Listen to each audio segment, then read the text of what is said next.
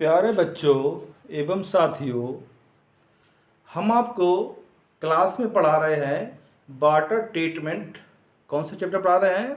Water treatment के बारे में पढ़ा रहे थे और बताया था कि वाटर एक तत्व नहीं होता है। क्या होता है? एक कंपाउंड होता है। 18वीं शताब्दी तक यही माना जा रहा था कि वाटर एक तत्व है, लेकिन 1781 में एक वैज्ञानिक हेनरी कैवेंडिश ने बताया कि वाटर तत्व ना होकर एक कंपाउंड है जो ऑक्सीजन और हाइड्रोजन से मिलकर बना होता है। तो वाटर ट्रीटमेंट चैप्टर में हमने कई टॉपिक आपको बता दिए हैं। एक टॉपिक आज बताने जा रहे हैं, टिप्पणी है, परीक्षा में बहुत पूछी जाती है, फोमिंग और प्राइमिंग बारे में। फोमिंग और प्राइमिंग के बारे में एक टिप्पणी आपको बता रहे हैं जो परीक्षा के लिहाज से वेरी इम्पोर्टेंट है। तो बताया गया है फोमिंग के बारे। फोम मतलब फेना बनना, झाग बनना, उसको हम फोमिंग कहते हैं। तो कैसे होता है? अगर हार्ड वाटर में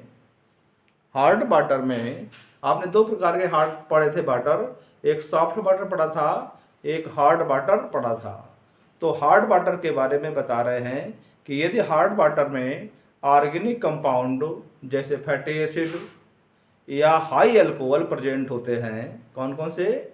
यदि हार्ड वाटर में फैटी एसिड और हाई अल्कोहल जैसे ऑर्गेनिक कंपाउंड उपस्थित होते हैं, तो जब वाटर को तेज़ी से उबालते हैं तो भाप कम उत्पन्न होती है, झाग अधिक उत्पन्न होता है। तो झाग उत्पन्न होने की क्रिया को फोमिंग कहते हैं। ठीक है भाई, कि हार्ड वाटर में यदि ऑर्गेनिक कंपाउंड जैसे फैटी एसिड या हाई अल्कोहल प्रेजेंट होते हैं, ऐसे वाटर को जब तेज़ी से उबाला जाता है तो भाप कम उत्पन्न होती है, लेकिन झाग ज़्यादा उत्पन्न होती है। तो झाग उत्पन्न होने की क्रिया को फोमिंग कहते हैं। किसी वाटर को तेज़ी से गर्म किया जाए तो भाप उत्पन्न कम हो और झाग ज़्यादा उत्पन्न हो, तो इस क्रिया को फोमिंग कहते हैं। दूसरा टिप्पणी हमारा है प्राइमिंग के बारे में। प्राइमिंग का शुद्ध शब्द होता है पपड़ी जमना, यानी कोरोजन की क्रिया होना। तो देखिए, आपको बता रहे हैं प्राइमिंग के बारे में कि जब बॉयलर कहाँ उपयोग होते हैं?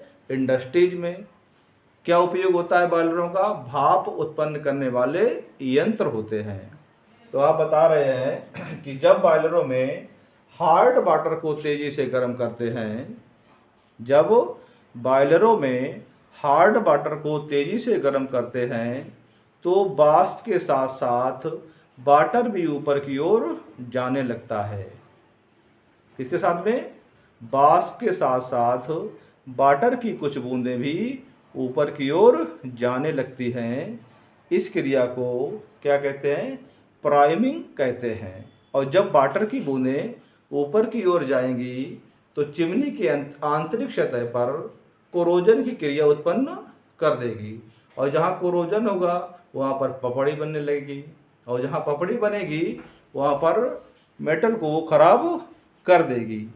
ठीक है, तो झाग बनने की क्रिया को फोमिंग कहते हैं।